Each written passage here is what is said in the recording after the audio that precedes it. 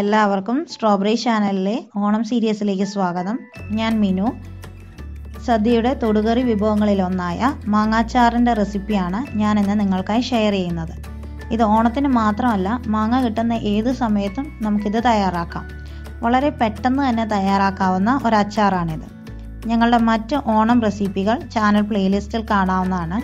അതുപോലെ തന്നെ വെറും 5 മണിക്കൂർ കൊണ്ട് ഒരാൾക്ക് എങ്ങനെ ഒരു ഫുൾ സദ്യ തയ്യാറാക്കാം എന്നുള്ള വീഡിയോ ഞങ്ങൾ നേരത്തെ അപ്ലോഡ് ചെയ്തിട്ടുണ്ട്.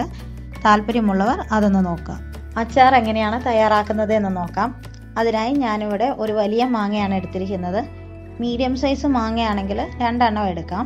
ഇനി ഇതിലേക്ക് ആവശ്യത്തിന് ഉപ്പ് ചേർത്ത് കൊടുക്കാം. ഞാനിവിടെ 2 ടീസ്പൂൺ ഉപ്പാണ് ചേർത്തിരിക്കുന്നത്. ഇനി ഇതൊന്ന് തിരുമ്മിയെടുക്കണം. ഞാനിവിടെ തൊലി ഉപയോഗിച്ചിട്ടില്ല. മാങ്ങയുടെ തൊലിക്ക് ചെറിയ കയ്പുണ്ടായിരുന്നു. കയ്പില്ലാത്തതാണെങ്കിൽ നമുക്ക് ആ തൊലി ഉപയോഗിക്കുന്നതുകൊണ്ട് കുഴപ്പമൊന്നുമില്ല. ഇതിലേക്ക് ഒരു പച്ചമുളക് ചെറുതായി അരിഞ്ഞത് ചേർത്ത് കൊടുക്കാം. ഇതിലേക്ക് 4 കറിവേപ്പില കൂടി നമുക്ക് ചേർത്ത് കൊടുക്കാം. ഇനി ഇത് നന്നായിട്ടൊന്ന് മിക്സ് ചെയ്യണം. ഇനി ഇതിലെ വെള്ളം ഇറങ്ങാനായിട്ട് മാറ്റി വയ്ക്കാം. ഒരു 10 മിനിറ്റാണ് ഞാനിവിടെ മാറ്റി വയ്ക്കുന്നത്. 10 മിനിറ്റിന് ശേഷം ഇതിലേക്ക് ഞാൻ പൊടികളെല്ലാം ചേർത്ത് കൊടുക്കുന്നുണ്ട്. 2 ടേബിൾ സ്പൂൺ കാശ്മീരി മുളക് പൊടി, 1 ടീസ്പൂൺ മഞ്ഞൾപ്പൊടി,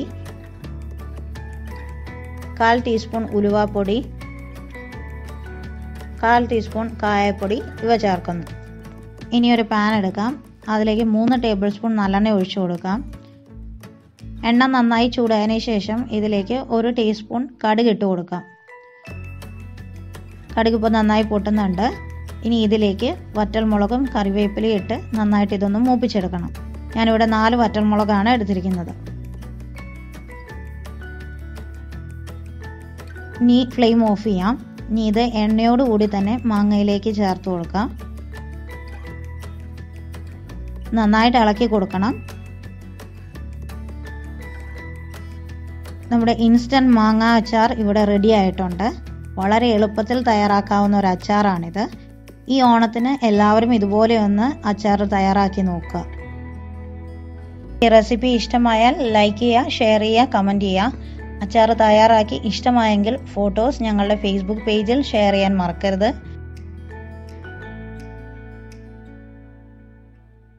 ചാനൽ ഇതുവരെ നിങ്ങൾ സബ്സ്ക്രൈബ് ചെയ്തില്ലെങ്കിൽ സബ്സ്ക്രൈബ് ചെയ്യാൻ മറക്കരുത്.